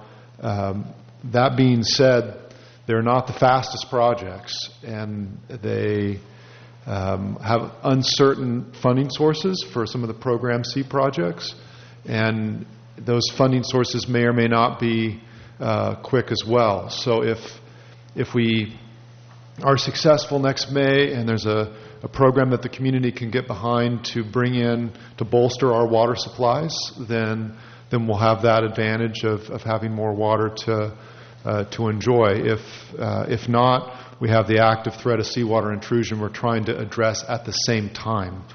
And that's why there's an emphasis on conservation, but not at the exclusion of robust supply. I think the idea is, and this is actually going to come out more in May and June when we talk about the annual report, is what is the health of the basin over time, and how does that inform the amount of water that we should be reasonably using per property. The more safe water supplies we have that in a balanced basin, the more we can enjoy moderately costed water and outdoor water. So that's going to be a constant tension that we're just going to have to work through. But conservation is not at the exclusion of sufficient supply.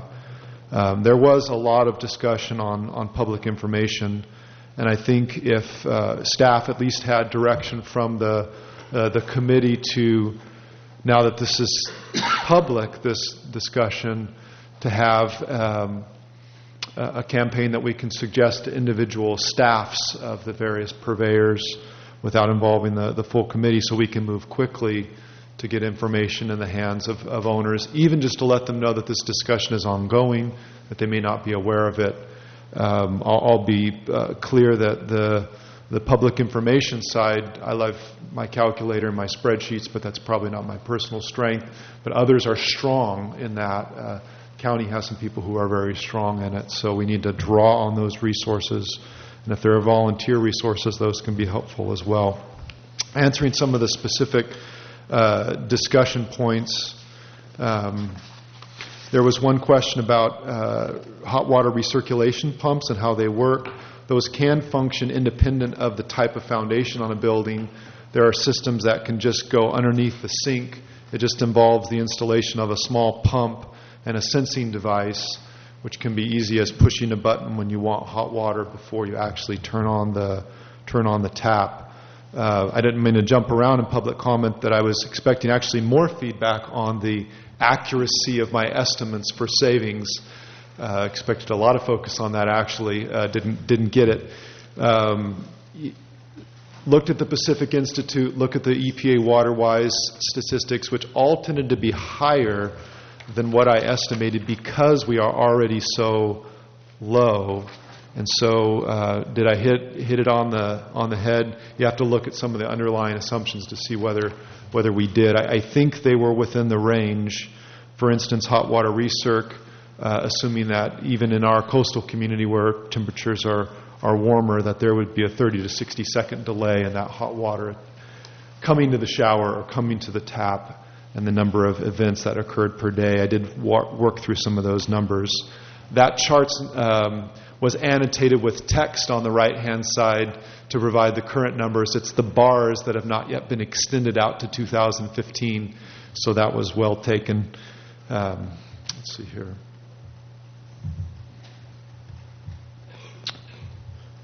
And I think those are some of the substantive questions that were asked, and be happy to answer more questions with the committee, but staff's ready to move forward on some public information to let folks know this is being talked about.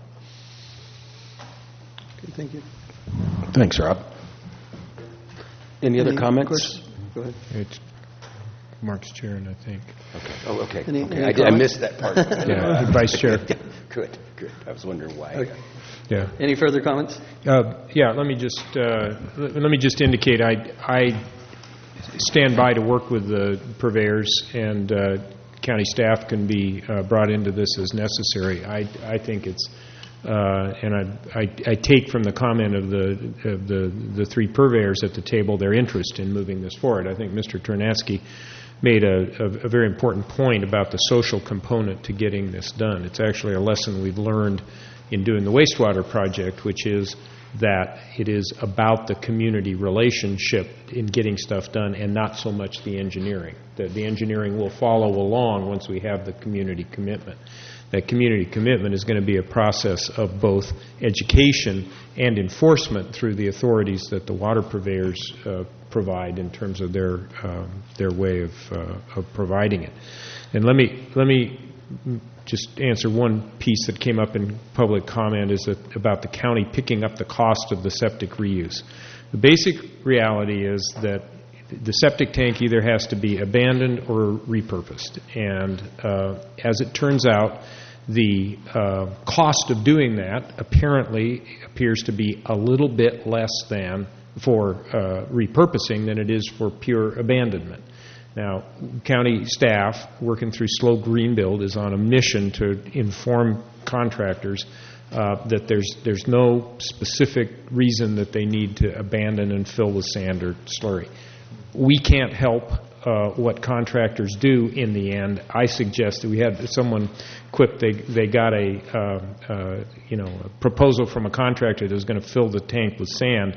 And when they complained about that, somebody observed that they were dealing with the wrong contractor. We just need to get contractors who are ready to do the right thing. What the county has done, I'm not taking public comment at this point.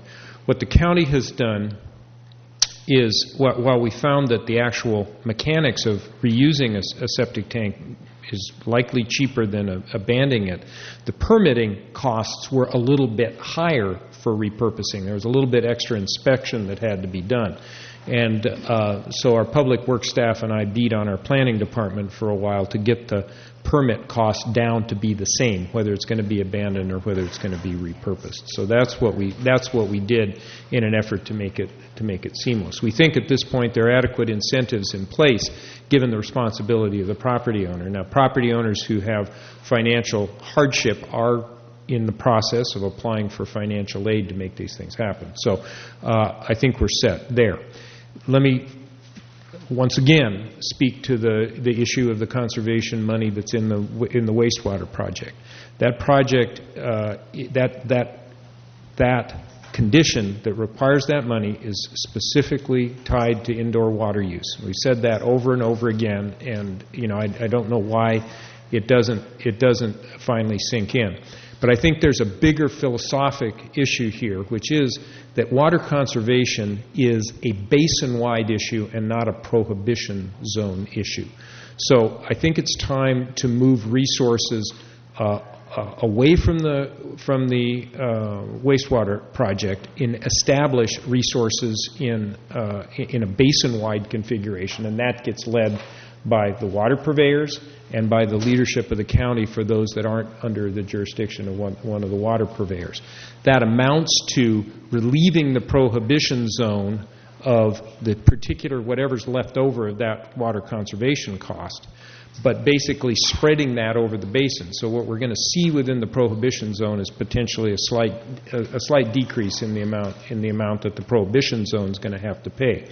So it's time to move the wastewater project into its role as an operating part of basin management, and that's why what I've talked about with Mr. Miller, representing at least one of the water purveyors and certainly representing this committee, is the ability for the county to bridge that transition of resources that were specific to the wastewater project now to create resources that are more generally applied to the basin. So I'm available to do that, to provide any assistance in public outreach that you might think would be useful, and to just to brainstorm with folks and do it. But again, I'm very much looking forward to the water purveyors taking the lead on this and driving further conservation. It is the first. And with that said, Mr. Chairman, I have to be in Cambria by 4 o'clock, and so whatever accommodation you might make would be much appreciated. Okay, thank you. Thank you. Any other comments? Yes. Going back to the conservation, I think you've covered several things, but the need, which Mark, you also brought up, to inform and engage our community in conservation is probably the biggest. And I had a change of mind, I guess I need to say. I'm looking back to when we had the technical advisory committee for the sewer project, and there was a lot of opposition and a lot of misinformation about that. But as we all know, in the end, we got overwhelming support from the community to go ahead and on that 218. And I think one of the reasons why that happened is that we were televising our meetings. And the people who were able to see, who don't come to meetings, were able to see and hear many of the things that were talked about. So I'm now thinking that perhaps we ought to support televising our meetings so we can quickly get this message out of conservation to as many more people as we can. Thank you. Victor?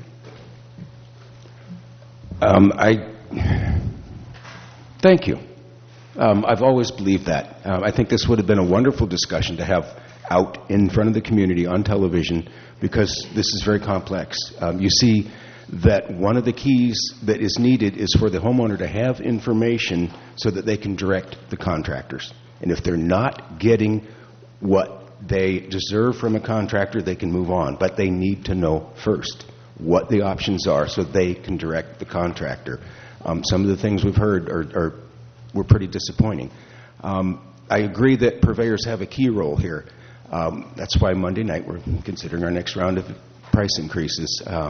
Ordinances may follow, but I still think septic repurposing is a key that needs to happen now, and I think that the water purveyors getting involved in that is going to be a little bit too late for it to happen. It's part of a wastewater project, so I'd still like to see that happen through a CDP amendment. And I thank everyone for your concern, because this is our water basin. It's the only one we've got. So we've got to find ways to maximize the supply from it and reduce the use. Thank you. Thank you. Okay, so one of the items we discussed earlier was how to direct for our conservation effort. We have a certain amount budgeted, and how do we best utilize those funds? Knowing what we've discussed today, I think it is important to really analyze that, how we're going to proceed with this, where the financial responsibility is going to lie, and the time frame for doing that, because all of us need to have those funds available to contribute as much as we want to do everything there. There were some significant dollar amounts presented before us today. So there's a lot that needs to be considered there. I think it would be beneficial to utilize some of our existing funds to analyze the conservation program that we need to implement from the Basin Management Committee. Yeah, thank you, Mr. Chair. Even your existing administrative funds, just to prepare the agenda packages, I think we can get there under those budgeted dollars.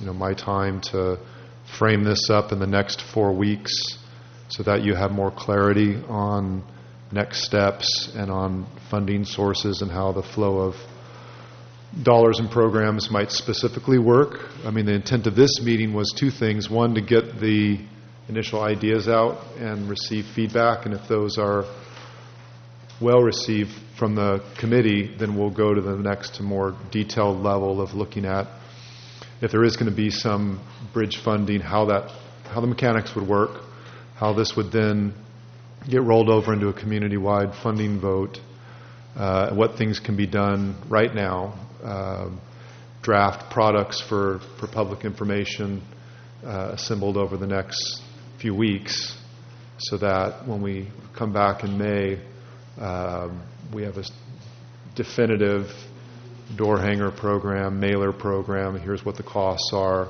and let's get it done. And so that's what staff was thinking as far as this item. And so, is there a dollar amount that's estimated for that initial step to do that? I think that direct postcards and door hangers can be done for less than half of what you budgeted for water conservation. But we've, not knowing whether we were successfully framed the overall approach, didn't go to that level of detail. But we feel like we can bring that back to you quickly. Okay. So do we have a motion to proceed with analyzing the conservation measures?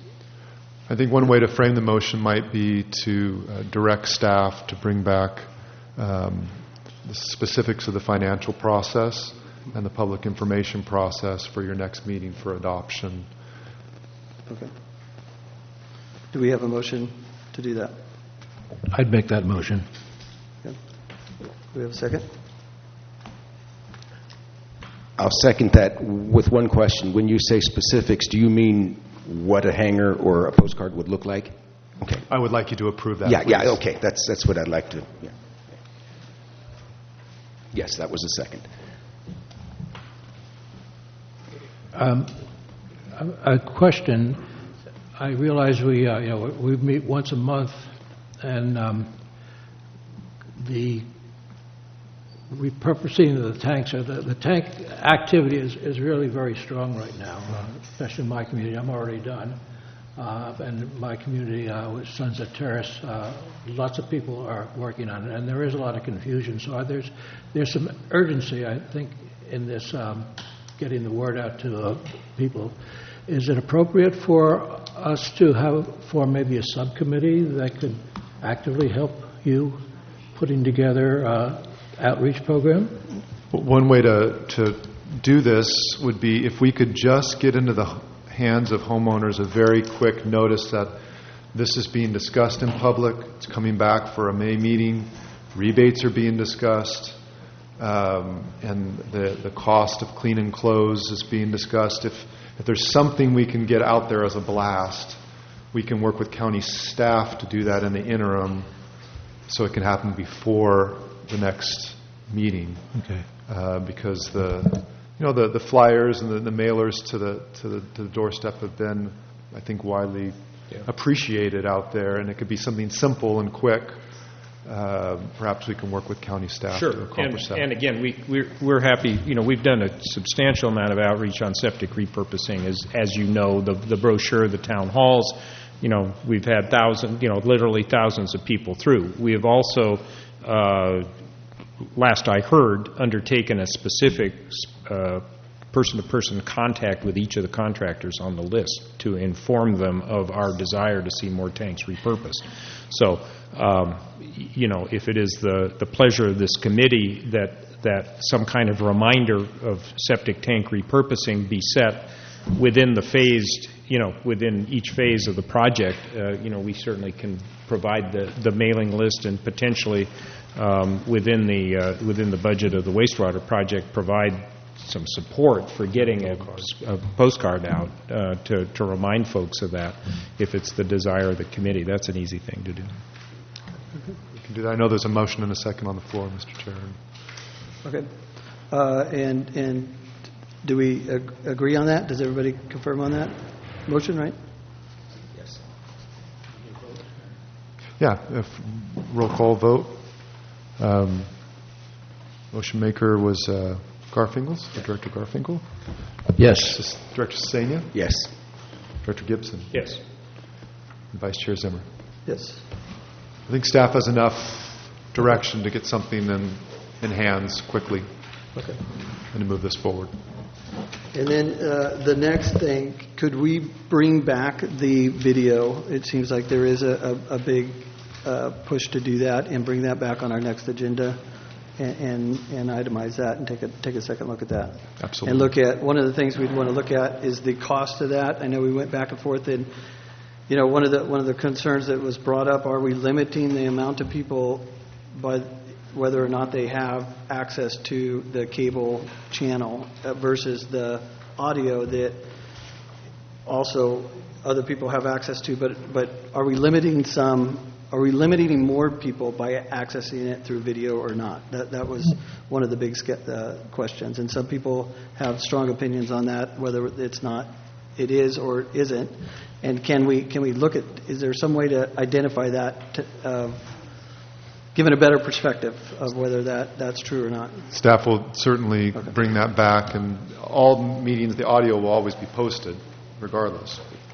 If I might, I think AGP both streams over your computer and throws through Charter, the meetings. They will both stream for the people that want to watch on the computer, and you can watch through your television if you have Charter television. So if we could analyze that, Sure. all that, and get a clear direction on what takes place, video versus audio. We'll confirm with AGP those capabilities and bring that back as an agenda item. Okay. Thank you.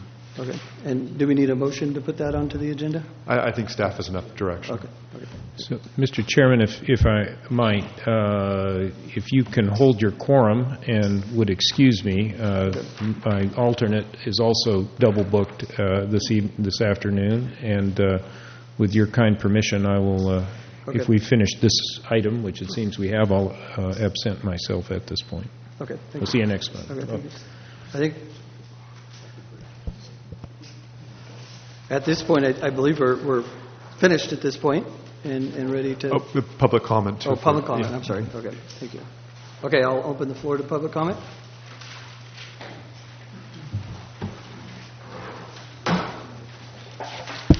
Lindy Owen, I do appreciate Mr. Garfinkel's realization that more education could never hurt in this community. DVDs at the library and from each purveyor are another option. They're inexpensive, and if people really want to catch up on something, they could look at a DVD. I object to the entire idea that my prohibition zone and my community are paying $5 million of conservation funds, and Mr. Gibson wants to take it out and use it countywide. That water that we are paying to treat is water that comes back to us, and we're cleaning up the basin. The private well owners are doing nothing to clean up the basin. So I object completely to his assumption that he can go ahead and divert $2.4 million towards other programs down the road. I would like that money to be put into setting up the filling stations. There should be 3 of them. That should be a convenient thing. We're going to live with this drought forever. If you haven't heard the reports, we are never going back to where we were a year ago or 5 years ago. It's over.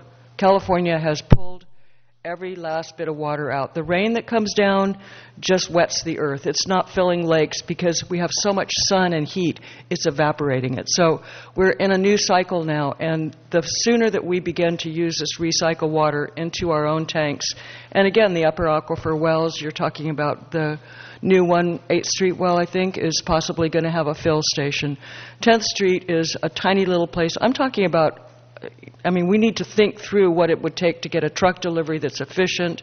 I would like to see electric vehicles used, it's going to be a permanent way of life, just like, Arrow water, whatever the different water, Crystal Springs comes to your house and brings you clean water in bottles. We're going to have to get used to that idea. The infrastructure, and I don't think Mr. Gibson needs to worry about what I do with how I pay for getting my tank saved, but we do need those fill stations. That's where that $2.4 million goes, because I can use that water from my tank to actually flush my toilets. I'm using drinking water to flush my toilets. We can't do that. So I urge that this $2.4 million, and again, the people that are not paying a penny for any of the treatment of this water, as much as they use a septic tank and pollute into it the same as we always did, they should have meters on their wells, and I don't think they should pay for them. I think part of that $2.4 million should set up a system. All we need to know is how much they're using, and to alert them to try to not use as much. Thank you. Okay. Thank you, Lindsay.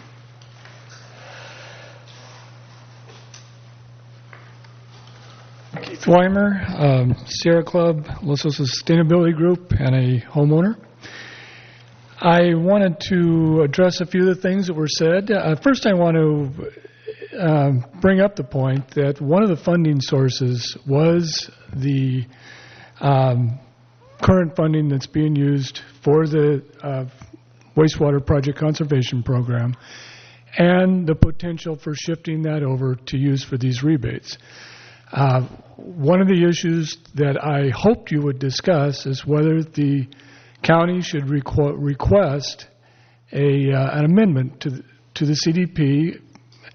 I don't happen to think it's necessary to use that money for that purpose, but at least that should have been discussed as an option, because that is the quickest way to get the funding you need to provide these rebates. To use this $10,000 is not going to go very far. Besides that point, the county is responsible for the repurposing program and for deriving as many benefits from that program as possible. I disagree with Supervisor Gibson that the outreach program has been as effective as it can be or should be. We requested postcards, I don't know when, a few weeks ago. I'm glad to hear that those may be going out using some of the money from the wastewater project.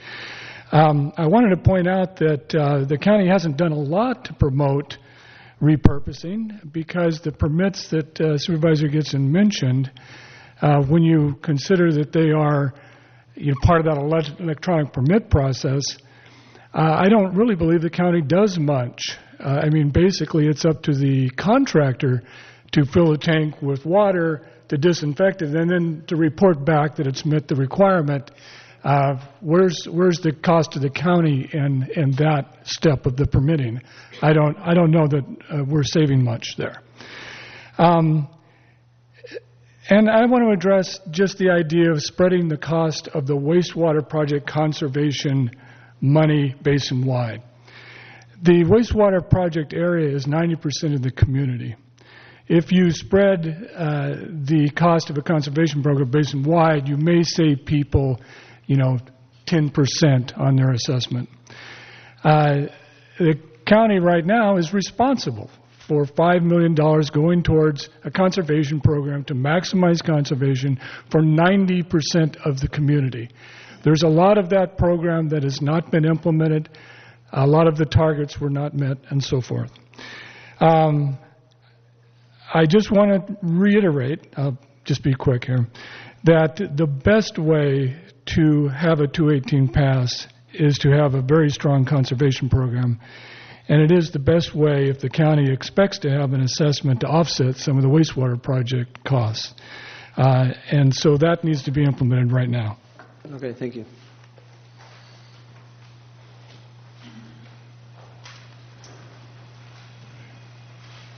Okay, regarding the design of the door hangers, the artwork and design of postcards, the time element doesn't work.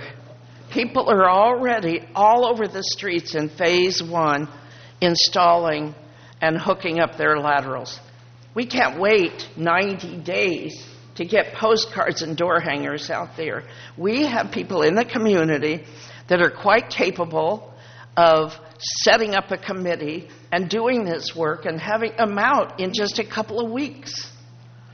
I did marketing and sales for years. That's what I did.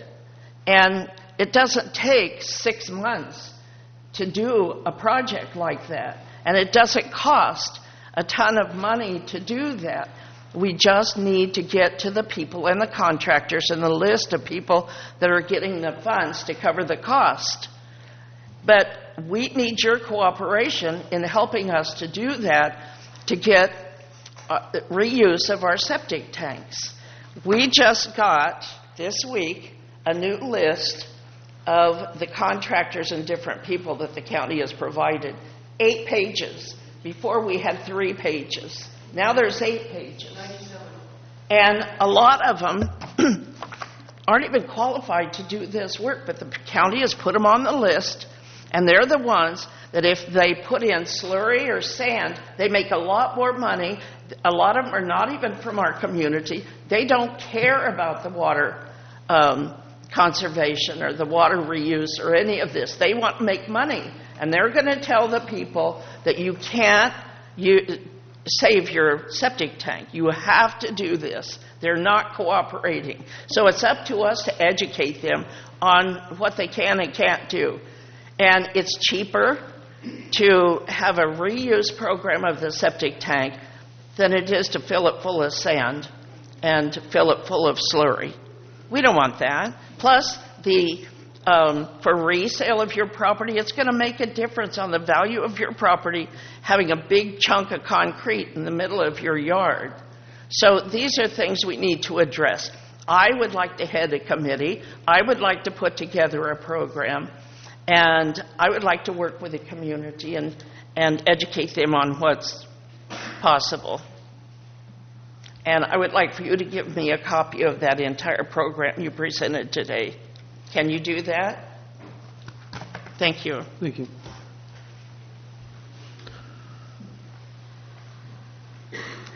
Carolyn Atkinson.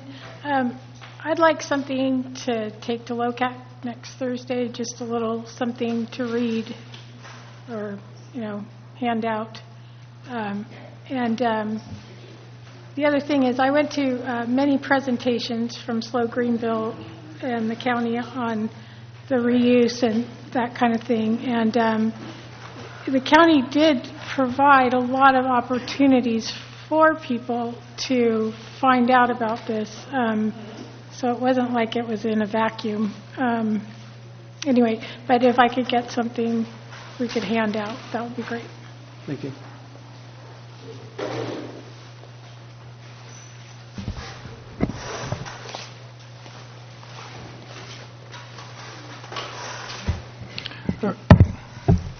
Richard Margetson. Thank you, Bill, for opening the discussion about videotaping the meetings. I think when you get the analysis and find out about the streaming opportunities with AGP, I think you're going to hit way more people between charter connections and streaming on your computer than you ever will with the audio recording. I also recommend that when you develop this door hanger or flyer or mailer or whatever it is, the bottom of all of this information, these meetings and how to get them should be at the bottom of everything. whether it's dealing with the conservation or not. You need that build-up to that 218. The more information you give this community, the better off you're going to be, because water rates are going up. Conservation's great, and it's been said a couple of times, but water rates go up because of conservation consumption going down. It's a never-ending cycle. And then the community also picking up, rebates are great. Golden State offers rebates, but those are coming from rates and charges. The customer is paying in a roundabout way for the rebate. It'll be interesting to see what happens at the next meeting. I think you probably have the votes to get it done, but I think it's absolutely necessary in this community.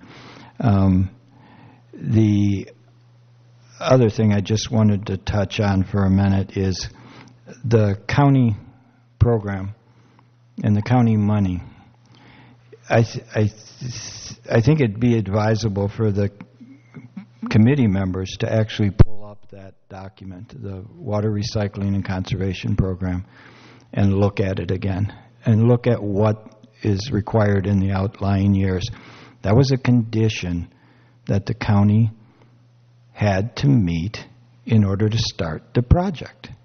They had to get the water conservation program underway, which was the toilets, aerators, and shower heads. But there's many other things in there that are a requirement that got the approval of the Coastal Commission. That plan had to be submitted to the Coastal Commission for its approval. They approved that plan. For Mr. Gibson now to say, sorry, we're not going to complete the 10-year plan, we're going to take that money and move it somewhere else, and he talks about the saving on the assessment. That savings, and this is verified by county staff, will result, let me just finish, $2 per month savings on the set-aside for the wastewater project. So if it's at 165 now, it'll go to 163. Thank you. Any other comment? Okay, seeing none, we'll close the public comment for items not on the agenda. Do we have a response to public comment? Just briefly, Mr. Chair, I'll provide perhaps some business cards here if folks want an electronic copy. In fact, we'll post it to the website, the PowerPoint, so everybody can have a copy of what was presented today. And then also the flyer that we're proposing to get out should be within a very short amount of time, not months, days, hopefully in a week or two. Okay, thank you. Any other comments? Seeing none? Okay. I have one other. Okay. Everybody's gone now, but my comment is kind of sorrow. When we did the technical advisory committee, in every plan that we looked at for the wastewater facility, there was a pump station in the facility to take septic from septic tanks.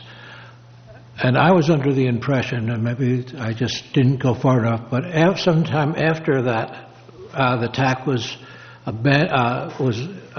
closed. A decision or things came up, but what brought it to mind was when they did my tank, and Al's pumping, which does most of the pumping in our community, said they're taking it down to Santa Maria. And I thought, wow, why would we take it to Santa Maria when we have our wastewater plant here now? Because if you take it to Santa Maria, we're actually losing that water. It's not going to go ever into our aquifer. And plus, each of us in the bid that we got for our tanks are paying for a truck to go from Los Osos to Santa Maria and back. And it wasn't until this week that I found out the reason, and that's our plant can't take that amount of septic. So it's kind of sad that when we knew this was going to happen, that we didn't take into account getting that septic, because I think you said that's about 7 acre-feet of water that we're actually throwing away from the aquifer. We'll never see it again. Thank you, Bill. Any other comments? No? Next meeting, the 18th, is that right? The 18th. I think May 18th? Yeah, third Wednesday.